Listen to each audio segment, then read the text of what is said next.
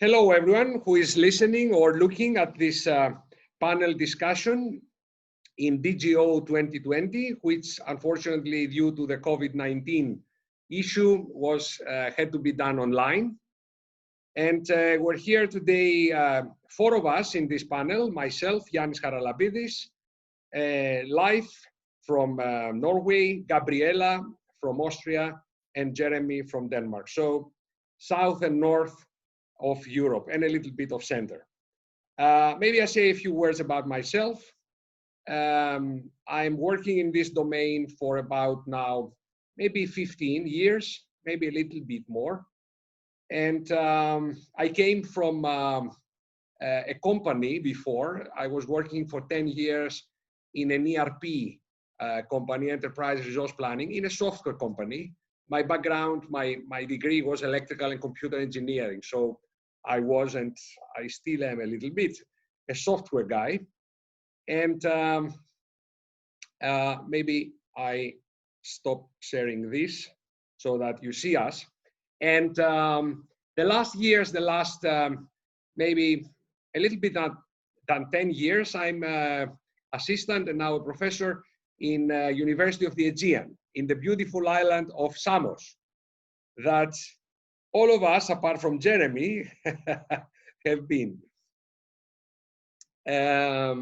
What more? Now, this work we're going to discuss about today is a work that came out from a project called Government 3.0 and is an attempt to make, as we say, a science base for digital governance.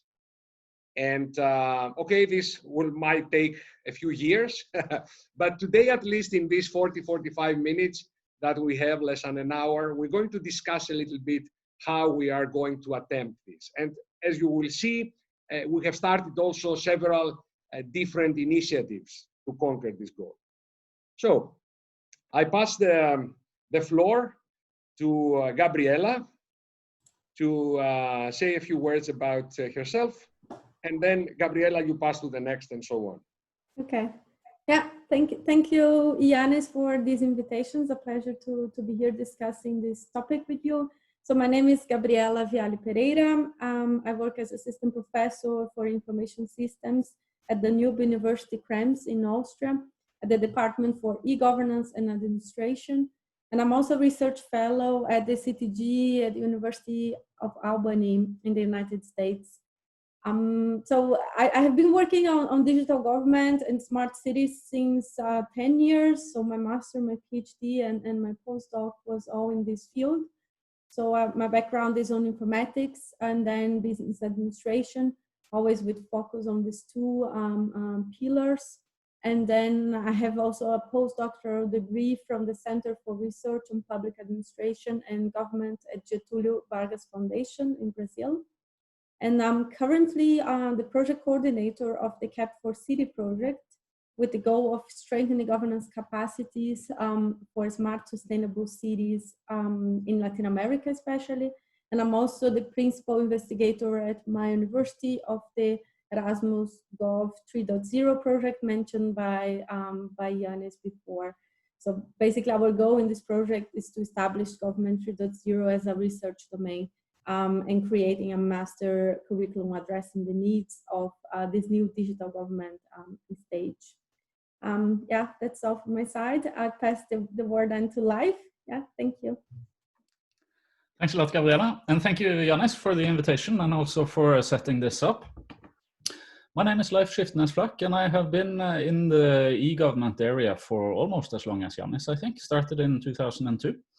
And did a PhD at the University of Aalborg in computer science. And then I've had various roles at the University of Agder in Norway until I am now where I am as the director of the Center for Digital Transformation. So that center, of course, I think that's an interesting construction. We are now about 50 scholars involved in that center, representing a number of disciplines. So we are truly an interdisciplinary center. We are quite young, so we are still establishing ourselves, but we are looking at broadly at the intersection between technology, digital technologies and how they influence society at various levels. So digital government is certainly one of the areas that we are interested in. Right, over to you, Jeremy. Okay, can you hear me? Yeah, I think so. Okay, well, thank you for that. I think I've been actually working in this field or in areas around this field since the 80s, actually. So I'm probably, but I do many other things as well. But I always like to bring them back to governance because I'm basically a social scientist. So I do also a lot of work in digital and societal change, societal challenges, but also other technologies as well. I currently work at the Danish Technological Institute, senior consultant. I've got my own little company. I've got research fellowships in different universities, UK and Ireland, but I mean, these are mainly sort of these are obviously part-time things. And I've been working around eGov for many years, looking at the impacts of it, mainly measurement of it, but also how, you know, the efficiencies are changing and the effectiveness of e-government is changing, and what impacts it has. I think that's a critical thing for myself. And I've been working not just for the European Commission on lots of different projects, but all OECD, World Bank, and United Nations, of course. I was many years working on the eGov surveys for UN. So that's basically me now. Okay. Thank you, Jeremy. Thank you very much. Now, we're going to move now to a share screen environment. And so I will try to show you what actually we had into the paper and what we started discussing last year in Samos, by the way. And this is about, we call it towards a science base for digital governance. Now, the first question, I will try to answer three more or less questions, why, what, and how. Why do we need a science base, as we call it, for digital governance? Now, as a Greek, of course, I have to give some credit to a much older than us, or at least appeared 2,500 almost years ago, which was Plato, which in the politikos, which means the politician, book of his, he's writing something like in a paragraph, at the end of a paragraph, he says, the science of governance. There are two people discussing if governance is a science.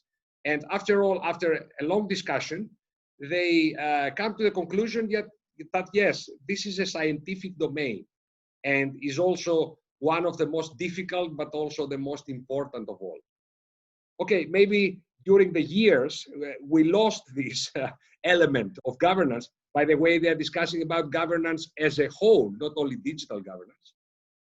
And the second issue is that we see from other domains that because during the 20th century, we saw many domains becoming from practice a science. I have been studying a couple of those. One of them was how software engineering started and how it became now a rigorous scientific domain, or at least rigorous enough, to be honest. And also we did a work a few years ago with esteemed colleagues from Europe on making a scientific base for enterprise interoperability, which is also a tricky domain.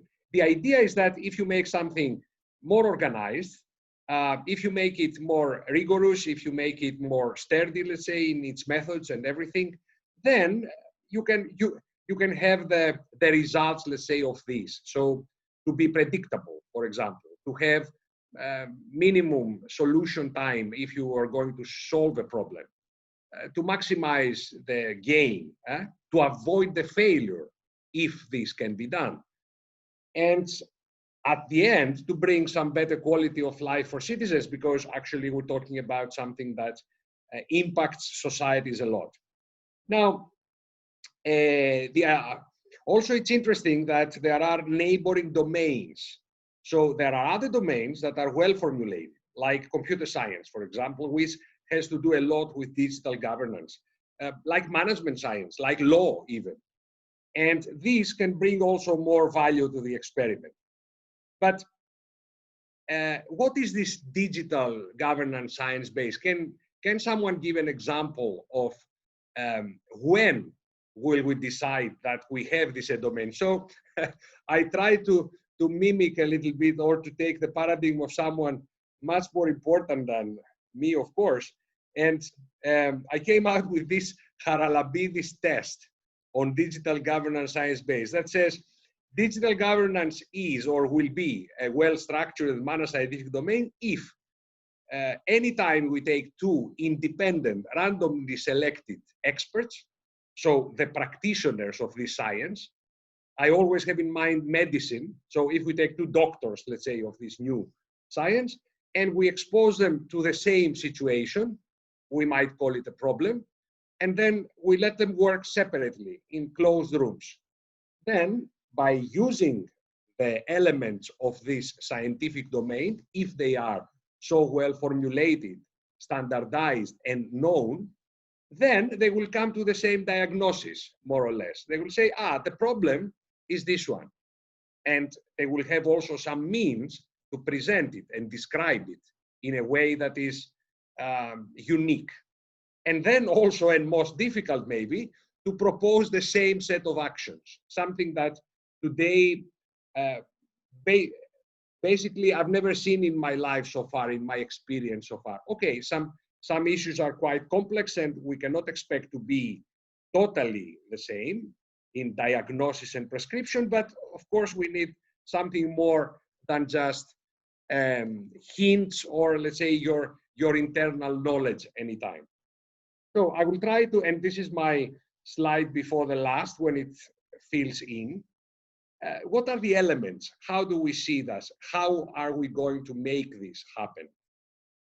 Okay, we're not going to finish this, not even in our whole lifetime, I think, but let's see how we think about it. First is this why. So we need to bring a lot of justification on this. And of course, we have some initial ideas, but we need numbers. We need evidence that the more scientific, in quotes or not, ways the work is done, the better. So I will move directly now to the real thing. This is something outside. Is we need to convince people here. We need to convince also ourselves that there is some need in that. But let's dive now inside. There is a first set of 4 elements. We have to work on the structure of the domain. So to present one or more overlapping, maybe different, but at least existing and formally described ontologies, or even taxonomies, if you want, of how this domain is structured. If you see the medical science, for example, or computer science, we have ready-made taxonomies for that. Okay, maybe ACM is a little bit different than IEEE, but still we have some formalized ways to say this is the structure of the domain, containing areas, sub-areas, terms, sectors, etc. Then if you go down, this has to do also with the research roadmap. So we need to also be able to present our ideas for the future. And basically, this is one of the works that is being done in this project of Government 3.0. Also, the domain structure, we're going to present, sorry, a first idea we have and the way to manage it this year in Samos Online. And also in our book that I think Gabriela will speak later for. Then we have some neighboring domains to decide and see also where do they connect. Where is law coming closer to the digital governance domain? And of course, what we can gain from them on structure, on ideas, maybe on laws, etc. And finally, here is the training curricula that has a lot to do, of course, with the structure and the roadmap. That is all these ideas about how we can make a new practitioner of this science with training programs, with courses, with materials, and so on. So this is more or less the definition of what. If we have this described and agreed, let's say, in a big book, I don't know how big it will be, and what will be the annexes and how many thousands of pages will be, but if we have it, then we can say to someone, hey, this is it. Of course, it will never stay the same. Every year it will be different. Every month it will evolve into something new. And if we go now to the right, this is even bigger in my mind as a space. First, on top here, we have the problem space. This is a very important element of sciences. Okay, maybe problem sounds a little bit too medicine-like, so you can call it the situation space or the context. So this includes classifications of situations, mostly made in what we call multidimensional vectors. So there is a huge vector, maybe we need 1,000 factors to really describe the situation in an administration, for example, from various viewpoints. We might need more than 1,000 factors. Some of them can be numbers like ratings with assessment tools. Some of them will be a little bit more qualitative. Together with the tools, you see, this is the kind of things that a doctor carries. He comes with the tools and says, oh, let me examine here. And you know, tools is always a very important element of someone who is a scientist. How am I going with time, Gabriela? Have I already? No, I didn't count. I think I still have a couple of minutes, but no more. So these are the tools, the assessment. We assess situations and we create these classifications. This is the non-interoperable organization. This is the organization that has a lot of problems with openness and transparency and connecting to citizens and so on. But we need to bring some rigor into that. And then we go to the solution space. The solution space contains the so-called solution paths, ways to bring you from one situation to another. So usually it's a mixture of ideas, of cases, of things that happened, which all of them or some of them involved some tools. So basically, you need tools to assess the situation, and then you go to change this situation and go to a better, most probably situation by applying some tools. This is the main idea. And this is more or less what we did also with the enterprise interoperability science base. There is a very, very nice book containing the whole approach. Now, if we do that for a couple of, I don't know, months, years, decades, more than that, we might come with the big picture. So we might come with some rules, some theories, some laws that can be, let's say, used also for the everyday life. And to finish, I give you an example of how this look at a very well-established science, which started also very, very practical and non-scientific at all in many of its sub-areas. So imagine what we call government 1, government 2, or this part of governance, of digital governance, etc. They call it pathology, surgery, and the various different sub-areas of medical science. They have also neighboring domains, as we might have, like biology, pharmacology. You see the curricula also, the research roadmap, they also have challenges in front to conquer. And they have worked very well with this book of diagnosis. Okay, DSM is only for, as many of you might know, this is the manual of the mental problems and situations. But it's a very well-known book that classifies these 5,000 different mental problems you might have in very nice taxonomies, by the way. And then you have assessment tools. So we have our own tools. They have tools like the blood test, the MRIs, the very complex machines to do things. And then solution paths. This is like the book of drastic substances. And at the end, of course, the various protocols for treatment and the myriads of medical methods and tools that evolved through all these thousands of years. We're just at the beginning, maybe a couple of decades along this way, but I think that is worth trying. And with this, I can say I finished my presentation. So now I change role and I give, maybe I give the floor to Jeremy. What do you think, Jeremy, of the whole idea? I find it very, very interesting, and I think it's a great initiative, right? I mean, I've got huge numbers of issues with it, of course, but I really, praise you for starting. I think I've seen similar things before, but not as good as this. Now, I do have some. Maybe I can be a little bit critical, if that's okay. I do have some problems. I don't like your definition of science. Is it the Charalabidis test?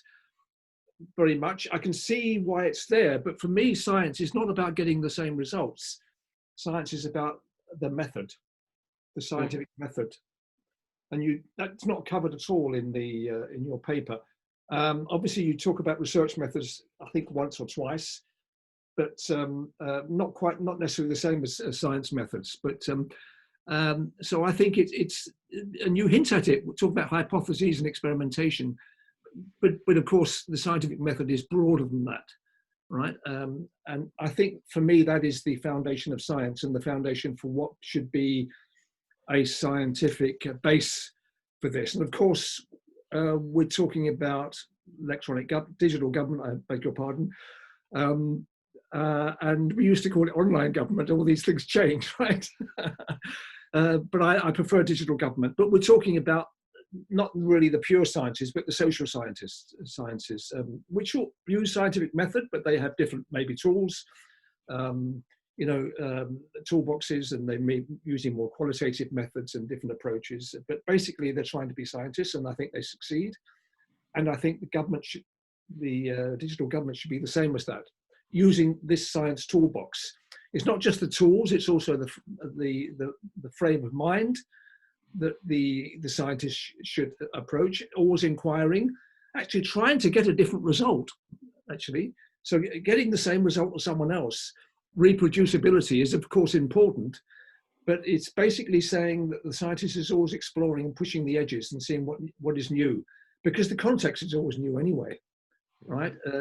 Definitely. And why we're using digital government and digital governance. What is it for? What roles does it have? What are the other actors involved in this? And there are always other actors. What is it that governance brings to the table? Right? These are the sorts of issues which I think could be addressed.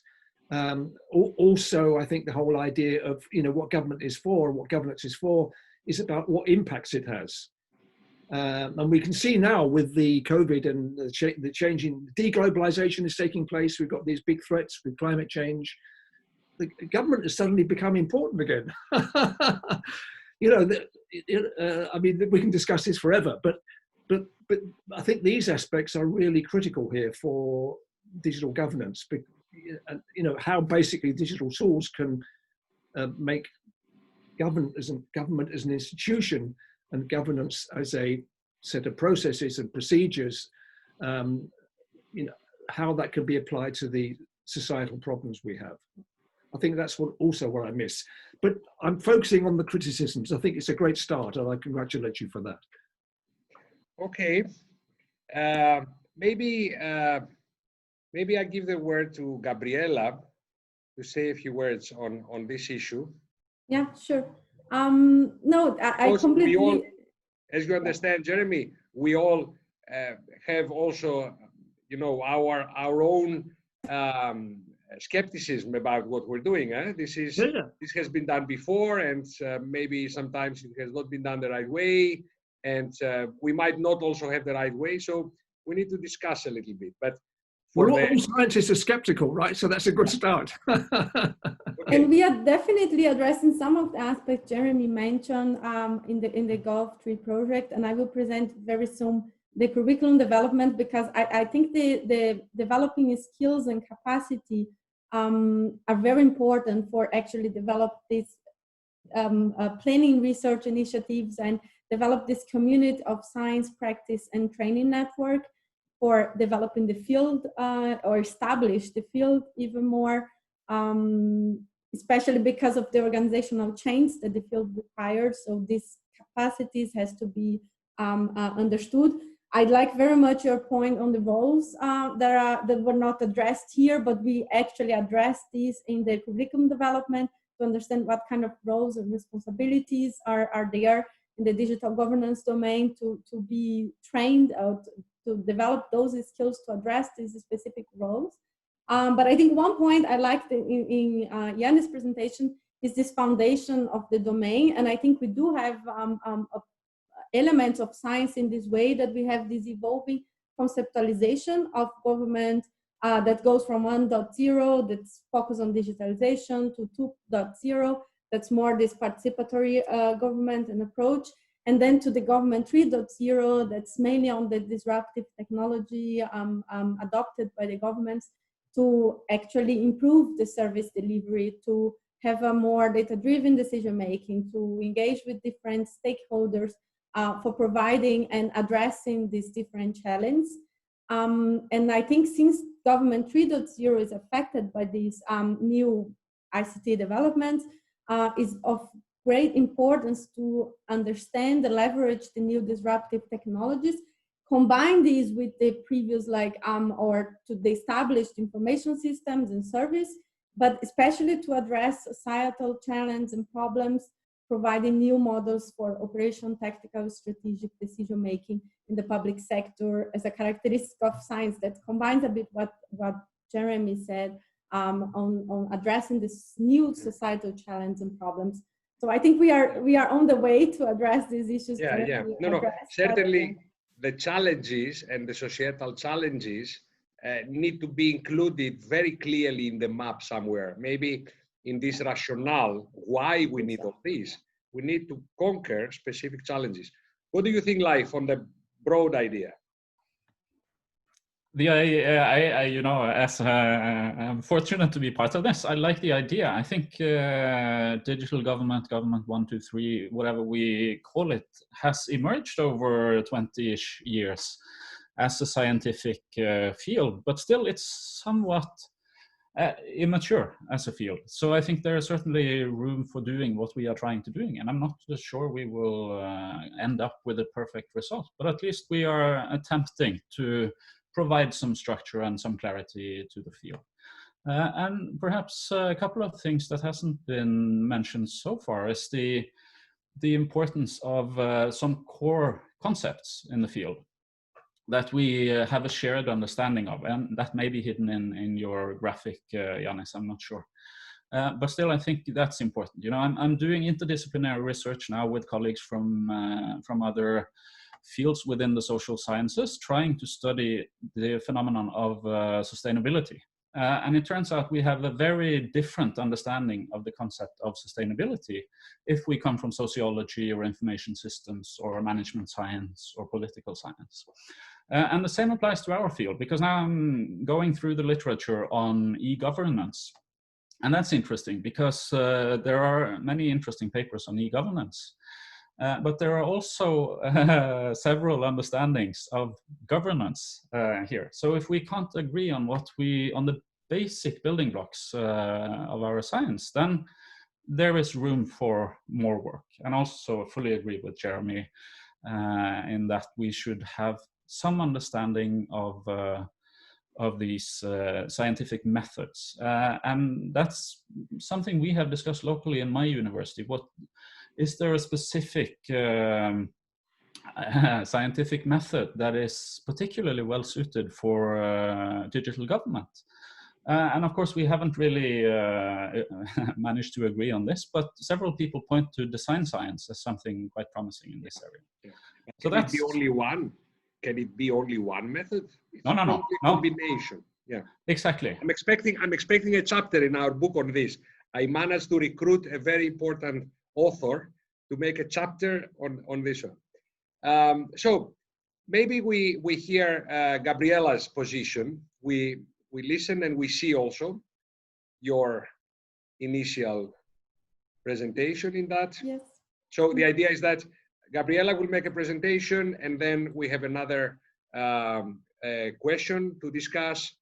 And finally, Leif will make a presentation, and then we wrap up with a closing question. Gabriela. Yeah, can you see my slides? Yes. Yes, perfect. Thank you, Yannis. So yeah, basically I will just briefly present the main outputs of the project regarding the evolving e-governance curriculum that we did a mapping of worldwide programs, existing curriculum, and then a government 3.0 roadmap. So those results are also available in the website for the Gov3 project, and there you can see in much more detail what we have done. So the presentation basically is structured on those 2 points with a contextualization and a discussion and considerations aspect. So the first goal was to establish this current baseline e-governance curriculum and describe the fundamental aspects. So we did a systematic secondary data review method to examine the existing e-governance program and draw this mapping of curriculum, existing curriculum. And then we search for keywords combining all the e-government domain and also the different types of training programs, short courses, to actually find all the types of programs or curriculum existent. And then the second part, we did a scenario-based science and technology road mapping to identify research and training needs in the implementation of disruptive technologies in public sector. Here's just a bit of the method. We validate these with 70 experts that checked these scenarios, provided the feedback, and based on that, we identified these research and training needs. And this is a bit more, I will present in a bit more detail later. So on the education programs mapping, we identified 291 programs in 60 countries. Here you just can see basically the distribution of these programs, with mostly in Africa, South Africa and Tanzania, for example, with the most programs, followed by the UK and the USA with 17 programs each, and then some other programs spread around different regions, including Europe, for example. In terms of areas, this is just one part of these results on the specialization areas. It's just interesting to see that mainly the programs are into the public administration domain, and then followed by information systems and technology. We will discuss a bit about the neighboring domains, but here is also where actually those programs are structured or based on in the existing curriculum.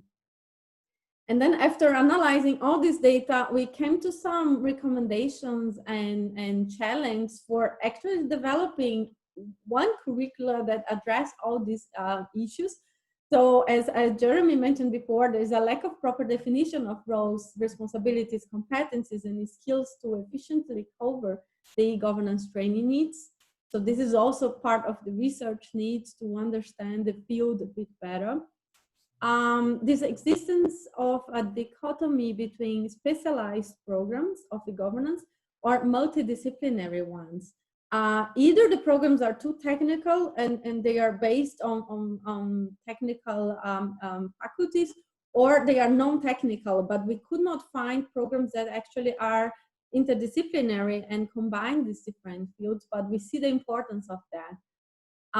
So we also suggest the development of a governance training program in interregional or international level. So joint masters or joint programs would be a suggestion here, especially to address this need of interdisciplinarity, that different expertise from different universities could get together to actually provide this more comprehensive course. And then, of course, the continuous updating of an e-governance program taking into consideration the emerging technologies. So this changes very quick, so we need to always keep these programs, and this is quite challenged, updated to address all these new organizational change or the new societal challenge, as we talk, the new technologies that are coming.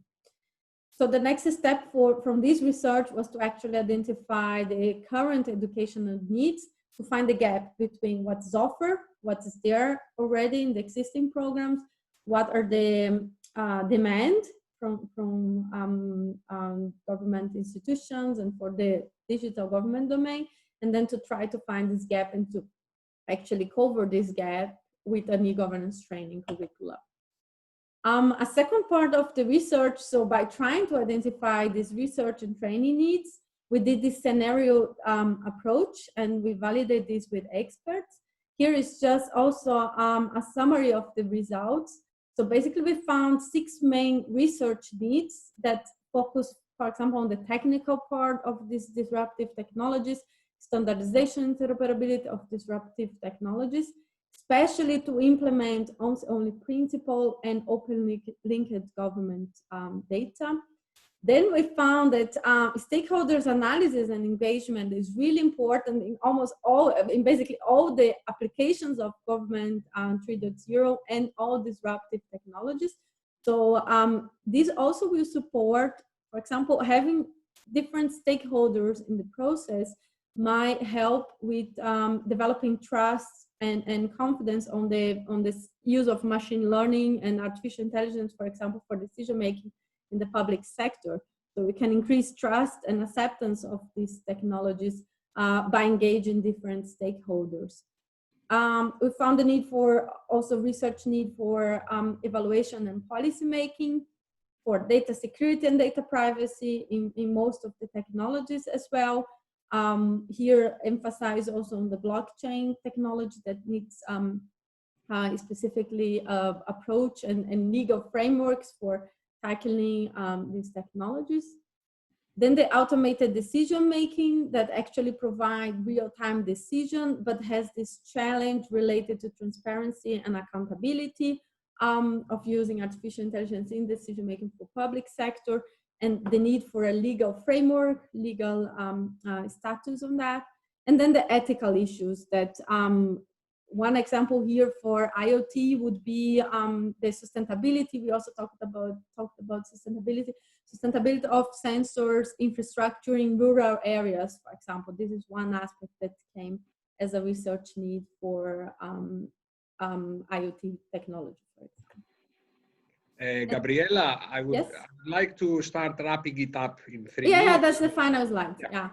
So just for the training needs, we found the main aspect is that for some technologies you need this technical training, and then for other aspects you also need a lot of the management skills and soft skills, especially to be able to engage with these different stakeholders. Also capabilities on data science and data security, legal compliance would be important for the training. It just now to really wrap up this basically research needs, identifying these research needs helps actually to advance the digital government research in practice as we are talking here. They are of course a starting point to broaden this understanding of applying technology in the public sector. And regarding the training needs, that these 2 aspects on the technical part, particular technologies, but also on the soft and management skills that should be addressed in programs, education and training programs in higher education institutions, but also professional training offers targeting these different target groups for training for Gov 3.0 domain. And then those are just the 2 papers that we worked on in the project and emerged these results. And thank you very much. Yes. Thank you, Gabriela. Okay, it was a very nice view, I think, on how the Government 3.0 project thinks that this domain is going to evolve. What are the key issues for the next years?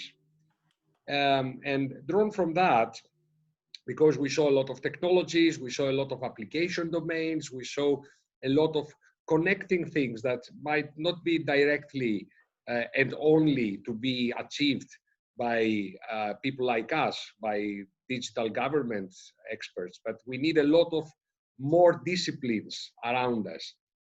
I would ask, maybe starting the other way around from Leif, what would be the ideas, your best guess, Leif, for a couple of neighboring domains that we can draw experiences, methods maybe, maybe ideas for methods, and the short. Okay, I think there are many, but if I were to select three, I would say political science, as they have the thorough understanding of governance, government, and all these basic building blocks that we are really trying to understand. Then I would say information systems, and these are the two obvious candidates, I guess. Information systems would provide the understanding of the technology and how that influences organizations, individuals, and society for that part. And then I think we need some critical reflection. So I would actually look to philosophy or the guys doing ethics research now. I think that's becoming increasingly important. So critical research, really assessing the deeper impacts. Those would be my three candidates. Okay, now it's going to become more difficult. Gabriela, find three more. Okay, I have three more. Computer science. Of course, it's related to information systems, but has its own characteristics. I would say business management and public administration. But I definitely agree with, I see a greater intersection with information systems, actually, as mentioned by Leif, especially in providing the theories, methods, and tools to address this globalization aspect, societal and ethical issues that actually are new in the information systems field as well. Because before, the focus was mainly on the development of organizational information systems and the impact of ICT, but this has been broadened to a more global and societal perspective. So I think it relates a lot with the digital governance aspect. Okay, thank you. Jeremy, how much space is there for more neighboring sciences now? Well, I was thinking about things which weren't included in your paper, and most of those have been mentioned already. You know, social science, political science, economics, management science, computer science. I'm really upset that Leif already chose philosophy and ethics. That was one of mine, but but I would actually look at geography as well, because I mean, this is digital governance is not just about virtual stuff. It actually has physical space manifestations, and I'm a geographer as well as a social scientist by training. And looking, I mean, digital cities, digital regions, how geographers plan and implement policies for real people in their real lives, which are physical lives. I think that's quite important. Geography is both a social and a pure science, as you probably know. I would also look at digital markets or digital economy. There's a huge amount to learn from that, actually. I'm the first to say that government is not the same as a company. Mm-hmm. But there are learning can take place in both directions. I mean, government has a completely different purpose in life than the market does. But because the market tends to be in advance in terms of how it's using successfully digital technologies, government can learn a lot from it. But the other way around goes as well, I think. So there's a lot of potential overlap there. And I think lastly, just to sort of pluck at a straw, development theory as well. The whole idea of sustainability, which has been mentioned before, resilience, which is really important. Governments now are being asked to show how resilient they are and can make society resilient. That's a new emerging field anyway. And that, the idea of globalization or deglobalization, which we seem to be having now, there's a lot of things in there. I think, from neoliberalism and structural adjustment through to sustainable development. There's a lot of really good theories and scientific basis in that whole bundle, right? So that would be what I would put on the table. Okay, so the word is to me now. I lost all my cards, but I still have two in my pocket. So, okay, you rambled around it and you surrounded sociology, but you didn't mention exactly, because there's a lot of methods also in this scientific domain or on this science around us. That's already included in the paper, I think, sociology.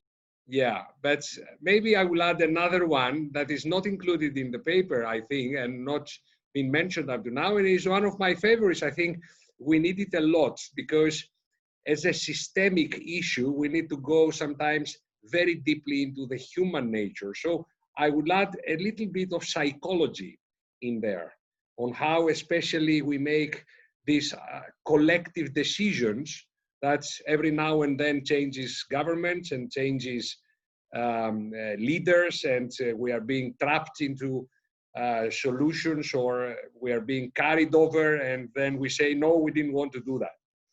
Okay, it's time we go to the last intervention by slides with Leif that will give us a broad view of what is happening in the domain of the solution space and the transformative methods and tools. And yes, and then we have a final round of questions and we wrap it up. So Leif, you have your 10 minutes. Thank you. And now you can see my presentation, I hope. This is, I guess I did this slightly different from what you expected, Yannis, but I made my presentation based on what's happening in the information systems field, because I think that's very relevant for the digital government field. So I'll be talking a little bit about digital transformation. Now I cut my presentation down substantially. I don't know how much time we have left. Perhaps you could hint on that, Yannis, before I start. Yes, you have 8 minutes that you asked now. Okay, so then we'll have plenty of time for some discussion as well. Good. Okay, so this is at least one way of looking at the phenomenon of digital transformation. People disagree if we have a digital transformation, even in the information systems field. But there is some sequence to what is happening here, some maybe maturity stages is one way of looking at it. So the basic thing to do is to move information from an analog state to a digital state, and we call that digitization. And then things get more complicated because we begin to start about digitalization and digital transformation. And many scholars confuse these and conflate these. And typically don't even agree if we should distinguish between them, if there is a cause to distinguish between them. But anyway, those who do that tend to say that digitalization is what we have been doing for the past 20, maybe 30 years in information systems. It's IT-enabled transformation of processes and organizations. So we have some experience in that. What's happening now is that we see with these new technologies and the data-driven development, we see the potential of much more far-reaching consequences of digitalization. So we see now that the potential for technology to influence the basic structures of societies, like democracy, for instance, like some basic values such as trust, as we use and misuse data, and as we are more or less conscious about the ethical aspects of what we are doing. So the impacts are becoming much more fundamental, people would argue. At least that's one way of looking at digital transformation, and that's my perspective on digital transformation. There was a recent paper in the Journal of Strategic Information Systems, I think, a review on digital transformation in the information systems domain. And I'm not going to go in detail on that paper. It's quite an interesting paper, and I encourage you to read it if you are interested, have interests in that direction. It suggests a research agenda for information systems in the age of digital transformation. And what the author is suggesting here is that due to the ever-increasing speed and these new disruptive technologies, things are changing faster, much faster than before, and that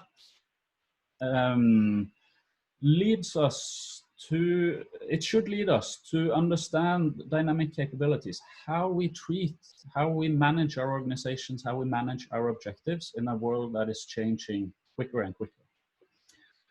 We have some knowledge about this. Dynamic capabilities, for those who know that, is one of the most cited theories in the information systems field. Also very prevalent in management science. So we have a lot of good studies in this area. Still, the conditions are changing. So there is a call to understand how can organizations succeed and thrive and be sustainable and resilient in this new context. The other one is ethics, and that's because, as I mentioned before, the consequences of what we are doing. Say when there has been stories in the newspaper in Norway quite recently about British companies selling mobile data of Norwegian citizens. They have sold these in anonymized form. Still, when one of our big newspapers bought this for a small sum of money, they bought a huge data set of Norwegian citizens.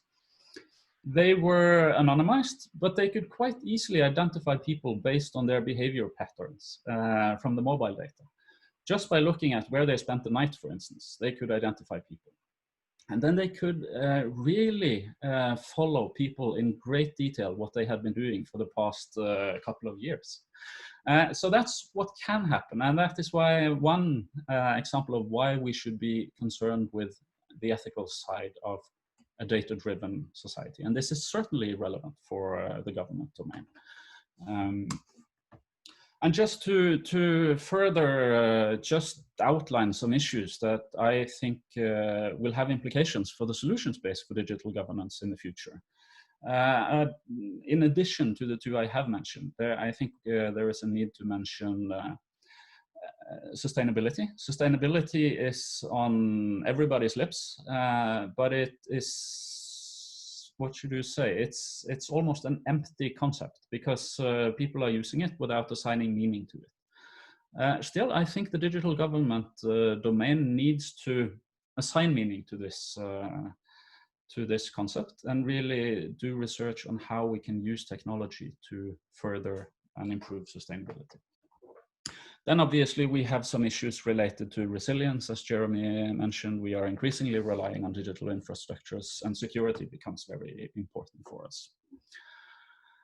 I think we also need to critically look into both the opportunities, but also the challenges of these new technologies and this increasingly data-driven development. What does it mean for government and what does it mean for governance? We have some idea about this, but I think we need to understand it in more detail than we do at the moment. And then finally, we are in the middle of or towards the end of this corona pandemic. That has resulted in some very interesting actions, I think, across the world. Governments and both private and public sector has really responded quite quickly and massively increased the pace of digitalization. So we need to learn from this, and I think this has implications for how we develop systems. It will have some very interesting ethical discussions about when we need to do things quickly. What are we forgetting and what is the cost of that? But also on the other side, when we need to do quickly, we are actually moving, obviously, a lot quicker than government normally does. So we need to understand the pros and cons of this. And the implications of that will be really interesting to see what long-lasting effects that we may see in the years to come from this very extraordinary situation that we have been experiencing for the past months. Yeah. So that was, I think I was about on time. Mm-hmm. Yes, Leif, thank you very much for this overview. And it's time for our last round of ideas on a question that says, what would be your guess about the most important or the first things that we should do next in this quest? Maybe I will give the floor to Jeremy again to be the first here.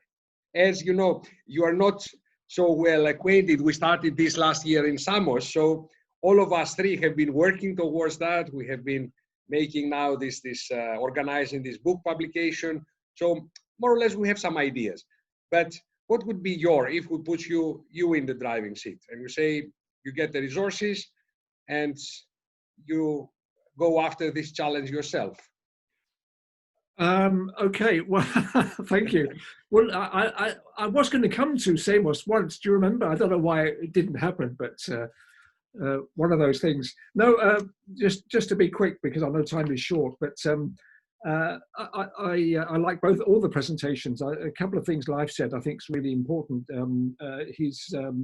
The 3 steps of transformation, they're exactly the same, which is not a criticism of the 3 steps of innovation, where we talk about doing the same things better, cheaper, faster first, and then the second one is doing new things because you have the new tools, and the third thing is changing the structure, the framework, and the governance and everything, right? And that's a typical process of innovation, and maybe innovation studies should be one of the things we look at as well. Actually, there's a lot of theories around that. We talk about public sector innovation a lot, and it's been dropped recently, but I think it's coming back. But